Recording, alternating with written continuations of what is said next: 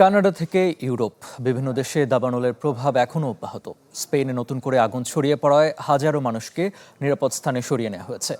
কানাডার দাবানলের ধোঁয়ায় যুক্তরাষ্ট্রের কয়েকটি শহরে বায়ুর মান নেমেছে অস্বাস্থ্যকর পর্যায়ে।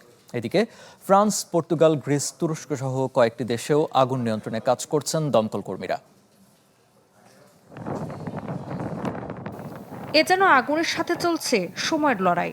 উত্তপ্ত বাতাস আর শুকনো বনভূমিতে ভয়াবহ রূপ নিয়েছে দাবানল। স্পেনের আরাগন অঞ্চলে আগুনে পুড়ে গেছে হাজার হাজার হেক্টর বনভূমি। আগুনের বিস্তার ঠেকাতে ফায়ার ব্রেক তৈরি করছেন দমকল ও সামরিক বাহিনীর সদস্যরা। কয়েকটি গ্রাম থেকে সরিয়ে নেওয়া হয়েছে বাসিন্দাদের। স্পেনের ইউন কাস্তিলোতেও দেখা যাচ্ছে একই চিত্র।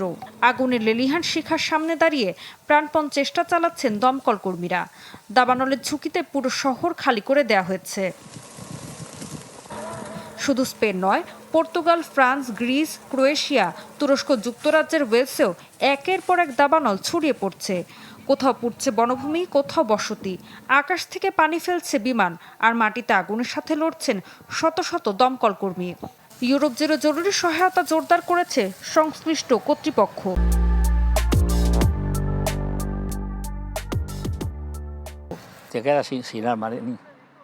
এটা যেন বুকের ভেতর থেকে সবকিছু ছিঁড়ে নিয়ে গেছে। প্রায় 40 বছর ধরে লাগানো আমার কমলা লেবুর গাছগুলো আগুনে শেষ হয়ে গেছে। এদিকে কানাডার শত শত দাবানলের ধোঁয়া সীমান্ত পেরিয়ে ঢেকে দিয়েছে যুক্তরাষ্ট্রের আকাশও। ডেট্রয়েটে নেমে এসেছে বিশ্বের সবচেয়ে দূষিত বায়ুর তালিকায় থাকার মতো পরিস্থিতি।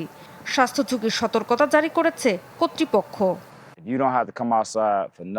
আজ সকালে এয়ার কোয়ালিটি ইন্ডেক্স ছিল 389। জীবনে এত খারাপ বায়ুর মান আগে দেখিনি।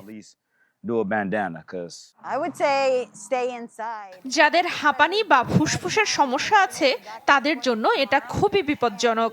আমার এক বন্ধু ধোঁয়ার কারণে হাসপাতালে ভর্তি হয়েছে। কানাডা এখন জ্বলছে 8 শতাধিক দাবানল। ইউরোপের বিভিন্ন দেশও চরম তাপপ্রবাহ, খরা আর দমকা হওয়া আগুনকে আরো ভয়ঙ্কর করে তুলেছে।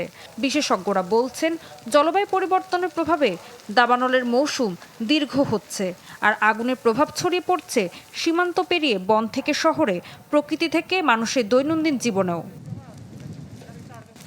ঋতু সাহা, চ্যানেল 24।